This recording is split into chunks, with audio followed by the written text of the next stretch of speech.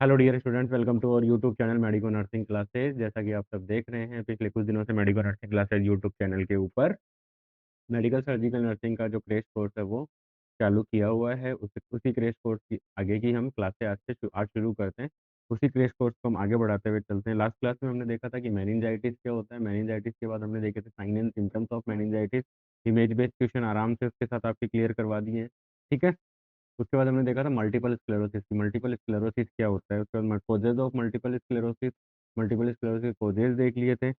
आज की क्लास का हमारा टॉपिक है माइस्थेनिया ग्रेविस। आज की क्लास का हमारा टॉपिक क्या है स्टूडेंट? माइस्थेनिया ग्रेविस की। माइस्थेनिया ग्रेविस है वो क्या होता है? आज की क्लास का हमारा टॉपिक क्या है? Myasthenia gravis. माइस्थेनिया ग्रेविस की अगर स्टूडेंट्स आप बात कर रहे हो तो myasthenia gravis is also an auto immune disorder. Myasthenia gravis is also an auto immune disorder.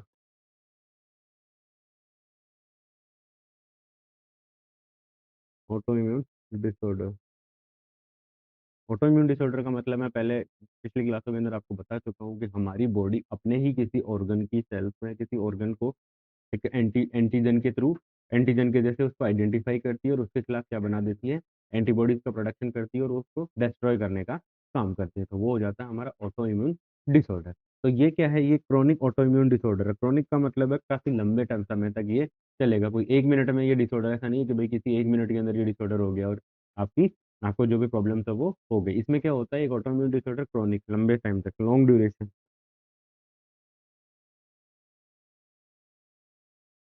Long duration तक ये रहता है। इसमें क्या होता है? एंटीबॉडीज बनते हैं। ऑटो इम्यून में मैं बता चुका हूँ ऑटो इम्यून में क्या होता है, जो मैं पहले ही आपको बता चुका हूँ। अगर कोई डाउट है तो आप मुझे कमेंट सेक्शन में बताइए, मैं डेफिनेटली उसका आंसर करूंगा। तो ऑटो इम्यून डिसऑर्डर के अंदर क्या होता है स्टूडेंट, कि जो एंटीबॉडीज का प्रोडक्शन होता है, ठीक है, जो एंटीबॉडीज का प्रोडक्शन होता है, अपनी ही बॉडी अपनी ही सेल्स के खिलाफ एंटीबॉडीज का क्या कर देती है? प्रोडक्शन कर देती है। और वो एंटीबॉडीज क्या करते हैं? डिस्ट्रॉय कर देते हैं किसको? Communication between nerve and muscle. Communication between the nerve and muscle, जो नर्व और मसल्स के बीच में जो कम्युनिकेशन होता है, ठीक है, उसको वो क्या कर देती है? जैसे मान लीजिए हम यहाँ पे बात करें, ये कोई पर्टिकुलर अपन एक मसल्स ले लेते हैं कि हाँ ये एक पर्टिकुलर मसल्स है।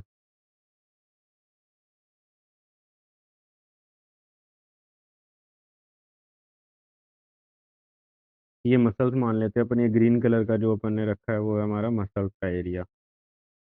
ठीक है, ये वाला एरिया हमारा क्या है? मसल्स का एरिया है जी। ठीक है जी। यहाँ पर क्या होता है नॉर्मली? क्या होता है, जो नर्व रूट्स आते हैं, नर्व रूट्स का कलर होता है नॉर्मली येलोइश कलर का। ये नर्व आई है। अब इस नर्व की ब्रांचिंग हो रखी है यहाँ, यहाँ, यहाँ, यहाँ।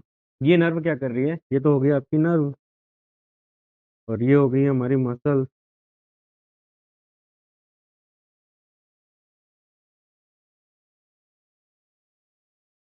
ठीक है, ये हो गए मसल्स के ऊपर। ये जो येलो कलर के अंदर आपको दिखाए जा रहे हैं, ये हो गए अपने नर्व के चैनल हैं। ठीक है, नर्व और मसल्स के बीच में जो कम्युनिकेशन है वो है यहाँ पे। ठीक है, वो मैं इस डॉट के, येलो कलर की जो डॉट बनी है उनके थ्रू आप लोगों को शो करना चाह रहा हूँ। ठीक है, तो यहाँ पर क्या होगा? ऑटो इम्यून एंटीबॉडीज बनेंगी। ऑटो इम्यून एंटीजन एंटीबॉडी बनने की वजह से यहाँ पर क्या होगा? इनका डिस्ट्रक्शन हो जाता है। किनका डिस्ट्रक्शन हो जाता है? ये जो कम्युनिकेशन वाले हैं पार्ट हैं, ये डिस्ट्रॉय हो जाते हैं। अब ये जो मसल्स के साथ आकर के कनेक्ट हो रहे थे, जो डेंड्राइट मसल्स के साथ आकर के कनेक्ट हो रहे थे, अगर उनका डिस्ट्रक्शन हो गया तो अब मसल्स के पास ये जो नर्व, पर्टिकुलर ये जो नर्व है, वो जो मैसेज लेके आएगी, वो मैसेज कहाँ नहीं आ पाएगा स्टूडेंट? अब मान लीजिए ये कोई मैसेज लेके आई है और ये अगर डिस्ट्रॉय है तो ये मैसेज मसल्स के पास नहीं आ पाएगा। अब ये मैसेज अगर मसल्स के पास नहीं आएगा तो मसल्स के अंदर कोई भी मूवमेंट नहीं होगा, मसल्स के अंदर कोई चेंजेस आपको देखने को नहीं मिलेगा। और इसी वजह से क्या हो जाता है? पेशेंट फील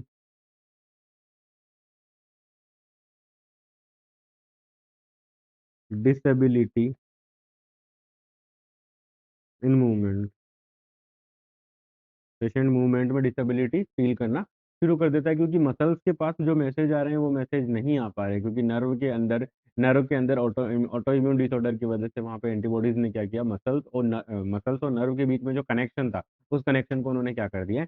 डिस्ट्रॉय कर दिया। न्यूरोमस्कुलर जंक्शन, जिस कनेक्शन को हम क्या बोलते हैं? Neuromuscular junction. क्या बोलते हैं students? Neuromuscular junction.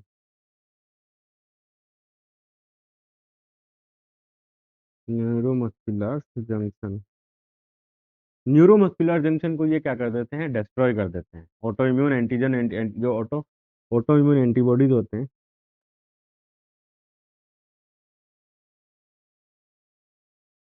Auto immune antibodies, ये क्या कर देते हैं, destroy the neuromuscular junction, destroy the neuromuscular junction. ये न्यूरोमस्कुलर जंक्शन को क्या कर देते हैं, डिस्ट्रॉय कर देते हैं। अब न्यूरोमस्कुलर जंक्शन को डिस्ट्रॉय करने की वजह से क्या होता है, nerve do not nerve can not pass the message, can not pass the message to the muscles.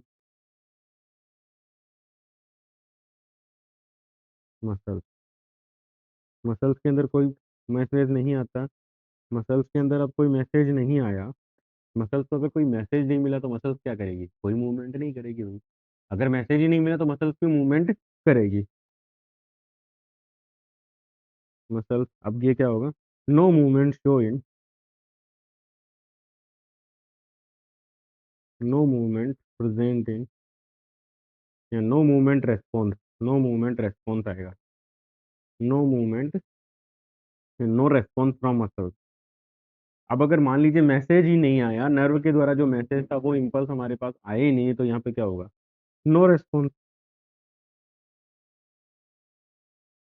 No response by the muscles. Muscles के द्वारा उसे कोई रेस्पॉन्स नहीं दिया जाएगा। तो ये एक इंपॉर्टेंट पॉइंट है जो मैं आप लोगों को समझाना चाह रहा था कि इसमें क्या होता है।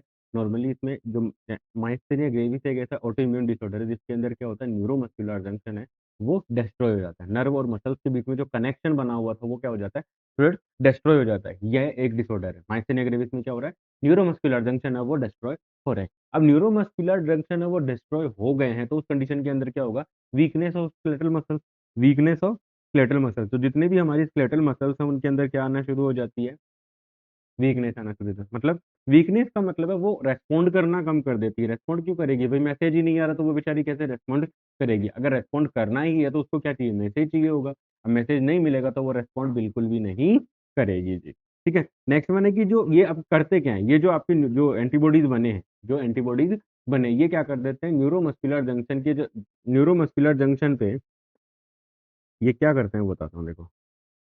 जो भी जो भी न्यूरोमस्कुलर जंक्शन है या जो एंटीबॉडीज है वो क्या करते हैं, जो एंटीबॉडीज है ये क्या करेंगे, ये एंटीबॉडीज क्या करते हैं स्टूडेंट्स की, ये क्या करेंगे, ये वहां पर जहाँ पर न्यूरोमस्कुलर जंक्शन है वहां पर क्या कर देते हैं, उसको डिस्ट्रॉय कर देते हैं। अब डिस्ट्रॉय कर देते हैं तो कहाँ डिस्ट्रॉय किया, किस चीज को, जो रिसेप्टर साइट होती है, जो receptor site of neurotransmitter called acetyl choline. Normally muscles के मूवमेंट के लिए रिस्पॉन्सिबल जो न्यूरोट्रांसमीटर है वो कौन सा है, एसिटाइल कोलिन। एसिटाइल कोलिन को एसीएच भी लिखते हैं अपन। ठीक है, ACH is responsible, ACH is responsible for muscles movement,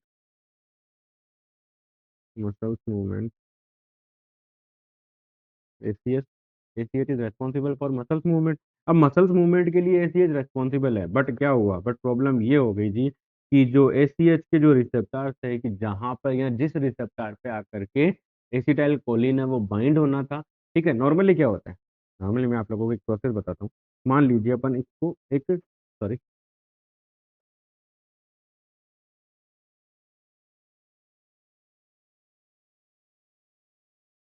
अपन इसको एक न्यूरॉन मान लेते हैं।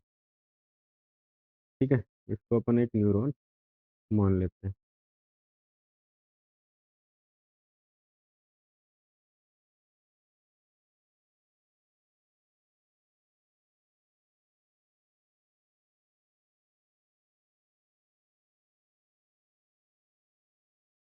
ये एक न्यूरॉन हो गया।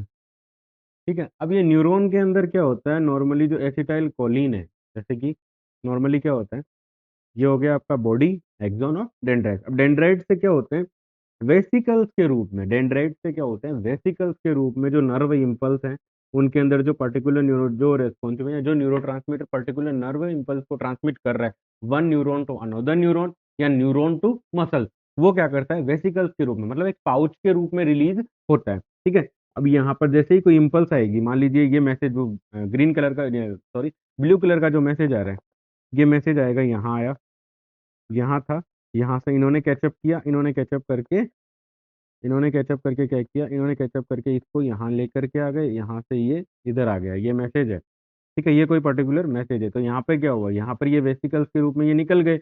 अब यहाँ पर क्या है, यहाँ पर अपनी मसल्स बनी हुई है, यहाँ पर क्या है, मसल्स बनी हुई है, जहाँ पर क्या है, एसीएच, ये मैं ब्लू कलर वाले को बोल रहा हूँ, एसीएच।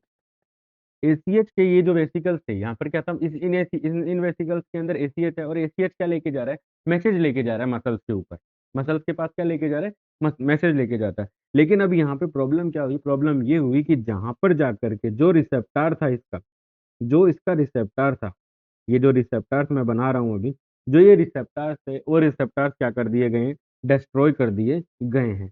वो रिसेप्टार्स क्या कर दिए गए हैं, डिस्ट्रॉय कर दिए गए हैं, किसके द्वारा, जो ऑटो इम्यून एंटीबॉडीज बने थे, उसकी वजह से क्या हुआ, ये जो पर्टिकुलर एसिटाइल कोलिन है, वो इस मसल्स के साथ बाइंड नहीं हो पाता है, और बाइंड नहीं हो पाता तो वो अपना जो इम्पल्स का जो ट्रांसमिशन है वो नहीं कर पाता है। तो ये है इसकी pathophysiology of myasthenia gravis.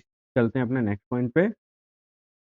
Next point में देखोगे कि माइस्थेनिया ग्रेविस के अंदर क्या होता है, normally weakness can be relieved by the rest. अगर कोई इंडिविजुअल जिसको माइस्थेनिया ग्रेविस है, तो वो अगर रेस्ट कर रहा है, तो उस समय उसकी वीकनेस है वो क्या हो जाती है, रिलीव हो जाती है। ये बहुत ही इंपॉर्टेंट पॉइंट है स्टूडेंट, ये very very most important point है, याद रखिए।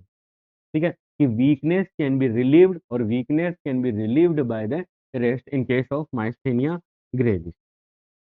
एमसीक्यू आप लोगों से पूछा जा सकता है। ठीक है, इसमें क्या होगा, अब रेस्ट से क्या होगा, रेस्ट की वजह से वहां पर, रेस्ट की वजह से मसल्स की जो मूवमेंट्स है या मसल्स की जो वीकनेस है, वो रिलीव क्यों हुई, वो इसलिए हुई है क्योंकि अगर आप रेस्ट करोगे,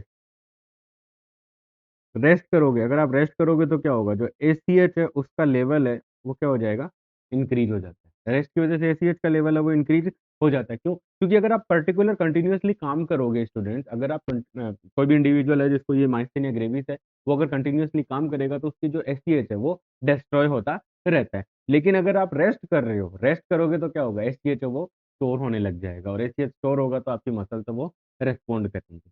ठीक है, तो ये है, ये एक रीजन है जिसकी वजह से क्या है कि weakness of muscles can be relieve bye the rest. और मसल्स जो मसल्स हैं, दूसरा भी इंपॉर्टेंट पॉइंट है कि मसल्स हैं जो सबसे ज्यादा मॉर्निंग के अंदर, सबसे ज्यादा अर्ली मॉर्निंग के अंदर सबसे ज्यादा स्ट्रांग होती है, और पूरे दिन फिर वो पूरी तरह से वीक ही चलती है। स्ट्रॉन्गर इन मॉर्निंग, ये मॉर्निंग के अंदर सबसे ज्यादा स्ट्रोंग होती है, याद रखना। और weak throughout the day, और बाद में पूरे दिन वो क्या रहती है स्टूडेंट, बाद में पूरे दिन उनका क्या रहता है, वीकनेस होती है। ऐसा क्यों, क्योंकि पूरी रात जब आप रेस्ट कर रहे हो, सो के उठे हो, तो आपका जो एसीएच का जो लेवल है वो इंक्रीज हो चुका है। क्यों, क्योंकि आपने कोई ऐसी एक्टिविटी नहीं की है। ठीक है, रेस्ट कर रहे हैं तो हम, मान लीजिए रात को अगर सो रहे हैं तो हम पूरी तरीके से, हमारी बॉडी रेस्टिंग कंडीशन के अंदर है, रेस्टिंग फेज के अंदर रहती है। तो अब वहाँ पे क्या है, एसीएच को डिस्ट्रॉय करने की, जो एसीएच को डिस्ट्रॉय करने वाले जो एंटीबॉडीज थे उनका प्रोडक्शन कम हुआ, एंटीबॉडीज का प्रोडक्शन कम हुआ तो एसीएच का लेवल बढ़ा, लेवल बढ़ा तो क्या हुआ, एसीएच का लेवल बढ़ा तो क्या हुआ, जो पर्टिकुलर मसल्स थी वो क्या करना लग जाएगी, रेस्पॉन्ड करने लग जाती है। वो जो पर्टिकुलर मसल्स थी वो क्या करने लग जाती है, रेस्पॉन्ड करने लग जाती है। लेकिन जैसे ही आप थोड़ा बहुत काम कर लेते हो, सुबह उठे आपने थोड़ा बहुत काम किया, काम हो गया, लेकिन जैसे ही आपने थोड़ा बहुत काम किया, तो जितना नॉर्मल इंडिविजुअल के अंदर एसीएच का डिस्ट्रैक्शन होता है, उससे कई गुना ज्यादा माइस्थेनिया ग्रेविस के अंदर उसका डिस्ट्रैक्शन होता है। मतलब अगर मसल्स को मूवमेंट करवाना है, तो नॉर्मल इंडिविजुअल को, अगर मान लीजिए मैं एग्जांपल के तौर पे लिखूं कि 5 ml, सॉरी 5 ml, अगर उसको अगर 5 ml एसिटाइल कोलिन चाहिए, तो माइस्थेनिया ग्रेविस वाले को कितना चाहिएगा, 20 ml। ठीक है, तो रात भर में 20 ml इकट्ठा हो गया, तो वो मॉर्निंग के अंदर काम आ गया, मॉर्निंग के अंदर वो इंडिविजुअल ने काम कर लिया, लेकिन वो 20 था वो तो खत्म हो गया, जल्दी ही खत्म हो जाएगा। ठीक है, तो उस वजह से क्या होगा, वहां पर पूरे दिन फिर उस इंडिविजुअल को या उस पेशेंट को क्या रहती है, मसल्स की जो वीकनेस है वो रहती है।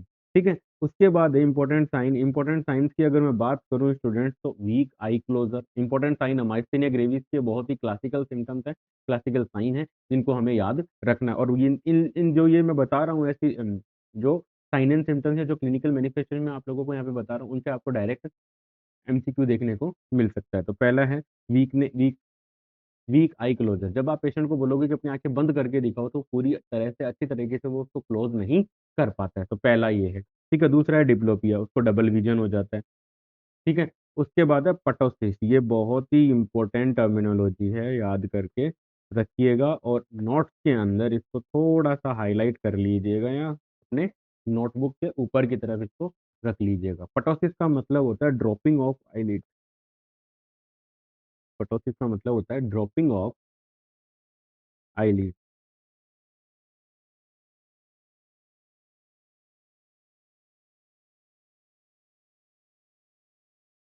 ड्रॉपिंग ऑफ आईलिड, आईलिड्स की क्या हो जाती है, ड्रॉपिंग होती है। पटोसिस, पटोसिस का मतलब होता है ड्रॉपिंग ऑफ आईलिड, और ये माइस्थेनिया ग्रेविस का एक क्लासिकल साइन है, ठीक है। एमसीक्यू बन रहा है आपका, एमसीक्यू बन रहा है, पहला एमसीक्यू तो ये बन गया, मीनिंग ऑफ पटोसिस। टॉसिस भी इसको कहीं बोलते हैं, पी साइलेंट रहता है, ठीक है। तो मीनिंग ऑफ पटोसिस, और दूसरा आ सकता है main sign, main sign of किस चीज का main sign, main sign of myasthenia gravis. Myasthenia gravis का इंपॉर्टेंट साइन क्या होता है, क्या होता है, पटोसिस, ठीक है स्टूडेंट। तो ये सारी वो साइन एंड सिम्टम्स है जो आपको डायरेक्टली एमसीक्यू दिला सकते हैं वहाँ पे, और आपका एमसीक्यू सही भी हो सकता है अगर आप medical nursing classes YouTube channel के ऊपर क्रैश कोर्स कर रहे हो तो। चलते हैं अपने नेक्स्ट पॉइंट पे। नेक्स्ट पॉइंट में आता है ट्रीटमेंट प्लान। किसका ट्रीटमेंट प्लान, माइस्थेनिया ग्रेविस का ट्रीटमेंट प्लान। तो माइस्थेनिया ग्रेविस के ट्रीटमेंट प्लान में हम देखते हैं कि माइस्थेनिया ग्रेविस के ट्रीटमेंट प्लान में क्या होगी, एंटीकोलिन स्टीरेज मेडिकेशन दी जाती है। कौन सी मेडिकेशन दी जाती है, एंटीकोलिन स्टेरेज, एंटीकोलिन स्टेरेज मेडिकेशन दी जाती है। याद रखिएगा, एंटीकोलिन स्टेरेज मेडिकेशन है वो क्या करती है, ये एसीएच के ब्रेकडाउन को कम कर देती है। इट डिक्रीज या stop the breakdown of ACH, ठीक है। ये क्या करती है, stop the breakdown of ACH, ये एसीएच के ब्रेकडाउन को क्या कर देती है स्टूडेंट्स, कम कर देती है, जिसकी वजह से क्या होता है, एसीएच का जो लेवल है वो बढ़ता है। तो एंटीकोलिन स्टेरॉइड मेडिकेशन हम माइस्थेनिया ग्रेविस के अंदर यूज कर सकते हैं। नेक्स्ट है कोर्टिकोस्टेरॉइड। तो कोर्टिकोस्टेरॉइड को यहाँ पर यूज करने का पहला पर्पज तो हमारा ये पर्पज है कि हमें कोर्टिकोस्टेरॉइड यूज करके इम्यून सप्रेशन करना है, इम्यून सप्रेशन। इम्यून सप्रेशन क्यों करना है, क्योंकि इम्यून सप्रेशन इसलिए करना है, ऑटो इम्यून है।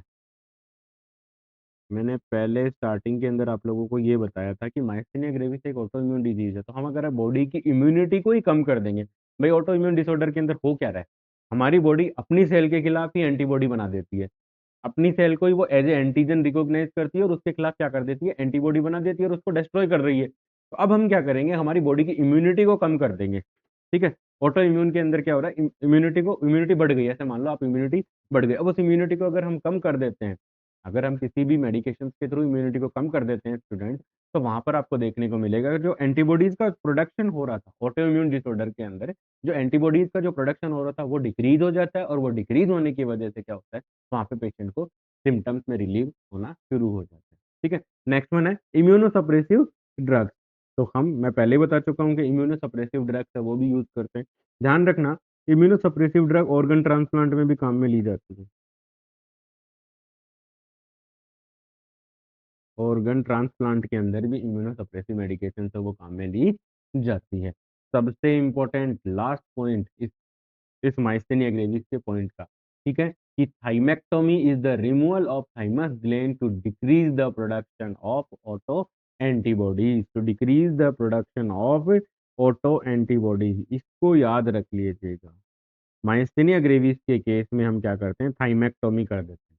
माइस्थेनिया ग्रेविस के केस में हम क्या कर देते हैं, थाइमेक्टोमी कर देते हैं। थाइमेक्टोमी का मतलब है रिमूवल ऑफ थाइमस ग्लैंड, जो थाइमस ग्लैंड होती है उसको हम क्या कर देते हैं, निकाल देते हैं, क्योंकि थाइमस ग्लैंड है वो हमारे इम्यूनिटी सिस्टम का एक पार्ट है। वहां से जो बी टी सेल्स है, थाइमस ग्लैंड से टी सेल्स है, उनका वहां से क्या होता है, मेच्योरेशन होता है, maturation of T cells, maturation of T cells. तो अगर हम थाइमस ग्लैंड को निकाल देंगे तो टी सेल्स का क्या नहीं होगा, मेच्योरेशन नहीं होगा। टी सेल्स का मेच्योरेशन नहीं होगा तो बॉडी की इम्यूनिटी वो धीरे धीरे अपने आप ही डिक्रीज होना शुरू हो जाती है। तो इसीलिए हमें माइस्थेनिया ग्रेविस के केस के अंदर क्या करना पड़ता है, थाइमस ग्लैंड है उसको बाहर निकालना पड़ता है। तो ये है आज का माइस्थेनिया ग्रेविस के बारे में, ठीक है। अभी तक आप लोगों को अगर कोई डाउट है तो प्लीज आप मुझे कमेंट सेक्शन में बताइए, मैं डेफिनेटली उसका आंसर करूंगा। चलते हैं अपन नेक्स्ट, ठीक है, कि माइस्थेनिया ग्रेविस से रिलेटेड नर्सिंग की पॉइंट्स क्या है। माइस्थेनिया ग्रेविस से रिलेटेड नर्सिंग की पॉइंट्स क्या है। तो माइस्थेनिया ग्रेविस से रिलेटेड नर्सिंग की पॉइंट्स में है, तो मसल डिसऑर्डर किस चीज का, माइस्थेनिया ग्रेविस डिसऑर्डर है, पहले तो ये डिसऑर्डर है न्यूरोमस्कुलर जंक्शन का, न्यूरोमस्कुलर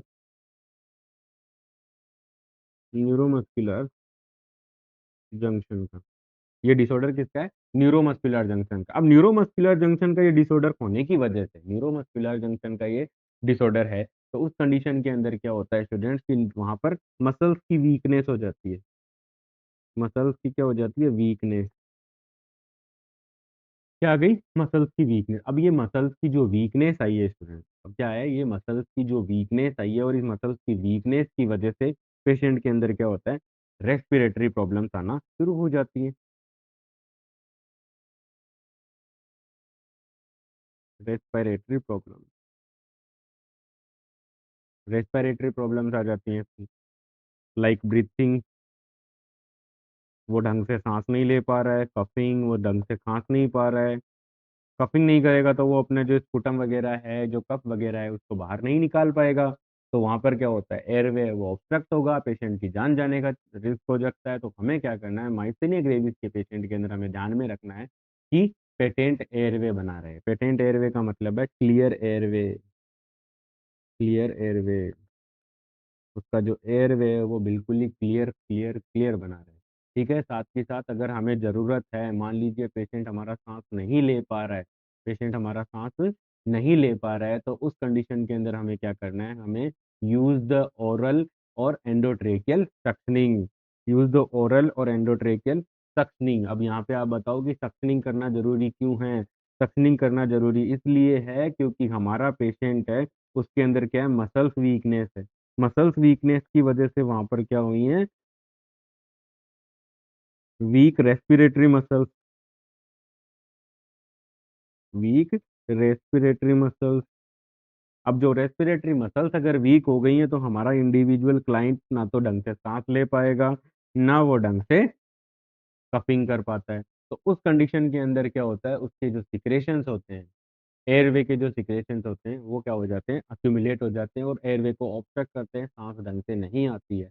तो इस कंडीशन से प्रिवेंट करने के लिए हमें क्या करना पड़ेगा, अगर ज़रूरत हो तो ओरली करो, अगर पेशेंट एंडोट्रेकियल ट्यूब इंटूबेशन कर रखा है हमने, तो उस कंडीशन के अंदर हमें क्या करना है, एंडोट्रेकियल ट्यूब की चटनी करनी है। मैं बताना चाहूँगा कि medico nursing classes YouTube channel के ऊपर जाकर के आप एंडोट्रेकियल इंटूबेशन के पूरे प्रोसीजर को बहुत ही अच्छे से और सिंपल वे के अंदर आप समझ सकते हो। इमेज बेस्ड क्वेश्चन ऐड किए हुए हैं, सब कुछ उसके अंदर आपको मिलेगा जो कि आपकी नर्सिंग ऑफिसर रिक्रूटमेंट एग्जामिनेशन के अंदर आपसे पूछा जाता है। तो मेरा आप सबसे अनुरोध है, गुजारिश है कि प्लीज़ आप वहाँ से रेफर कीजिए, ठीक है। एंडोट्रेकियल ट्यूब सक्शनिंग है तो इसमें क्या करते हैं, ओरल सक्शनिंग है, तो ओरल सक्शनिंग के अंदर हम क्या यूज करते हैं, रेस्पिरेटरी सक्शन कैथेटर यूज करते हैं, ठीक है। सक्शन करने के लिए हम क्या यूज करते हैं, suction catheter, suction catheter,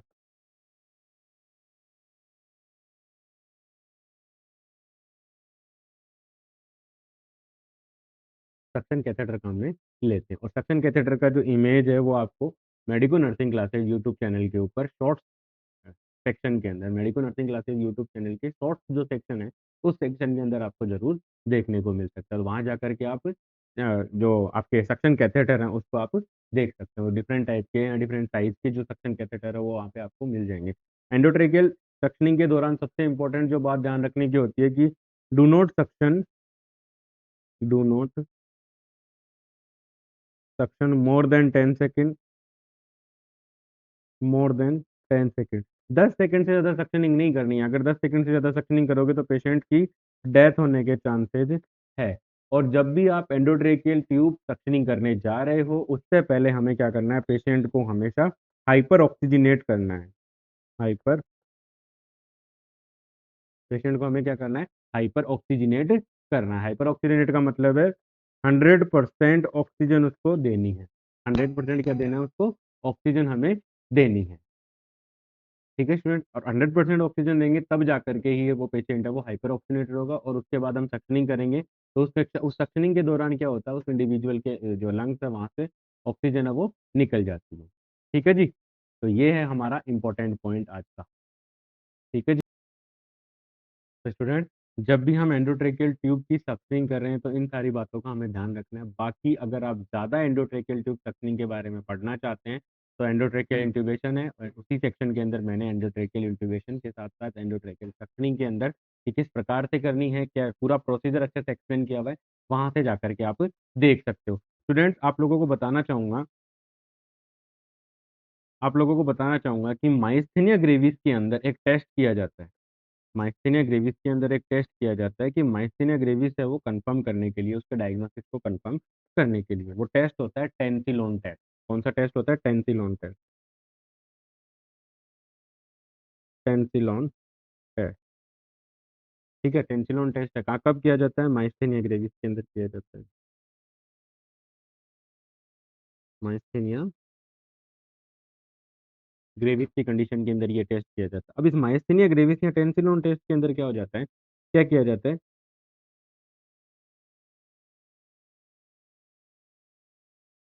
Tensilon injection. Tensilon Tensilon है, एक प्रिपरेशन आती है जो कि एसिटाइल कोलिन की ही मतलब प्रिपरेशन या सब्स्टिट्यूट होती है। ठीक है, इसमें क्या किया जाता है, पेशेंट को सबसे पहले माइस्थेनिया ग्रेविस पेशेंट होता है हमारे पास, उस पेशेंट को हम क्या करते हैं, उसे हम देते हैं एक इंजेक्शन देते हैं टेंसिलोन इंजेक्शन। टेंसिलोन आईएम दिया जाता है उसको।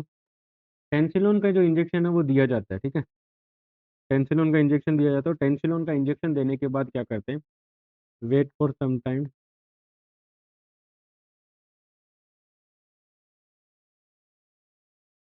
थोड़े समय के लिए हम वेट करते हैं। जैसे ही इंजेक्शन एब्जॉर्प्शन होता है, जैसे ही इंजेक्शन की जो मेडिकेशन या टेंसिलोन जो मेडिकेशन है वो एब्जॉर्ब होती है, एब्जॉर्प्शन के बाद जैसे ही मतलब उस इंजेक्शन का एक्शन आता है, असर आता है, तो उस समय क्या होता है, improve muscles quality, muscle quality और muscle strength.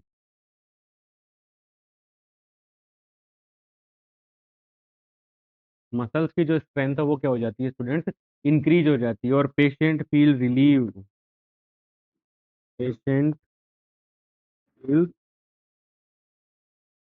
Patient feel relieve. ठीक है, पेशेंट को रिलीफ फील होता है।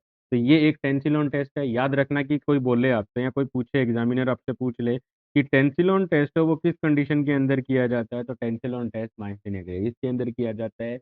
इसमें हम क्या करते हैं, एक पेशेंट को टेंसिलोन का इंजेक्शन लगाते हैं। टेंसिलोन का इंजेक्शन लगाने से क्या होता है, जैसे ही उस टेंसिलोन इंजेक्शन का असर आता है वैसे ही हमारे पेशेंट की जो मसल स्ट्रेंथ है वो क्या हो जाती है, इम्प्रूव हो जाती है, पेशेंट अच्छे से काम करने लग जाता है। मसल्स की जो स्ट्रेंथ है, जो मसल्स वीकनेस आ रही थी एसिटाइल कोलिन का डिस्ट्रक्शन होने की वजह से, और जैसे ही आपने टेंसिलोन का इंजेक्शन लगाया तो वो मसल्स वीकनेस है वो मसल स्ट्रेंथ में कन्वर्ट हो जाती है। और जो टेंसिलोन है वो एक ऐसी एसिटाइल कोलिन की ही प्रिपरेशन है। तो ये एक इंपॉर्टेंट पॉइंट है माइस्थेनिया ग्रेविस से रिलेटेड, प्लीज आप इसको ध्यान में रखिएगा। कौन सा टेस्ट किया जाता है? टेंसिलोन टेस्ट किया जाता है।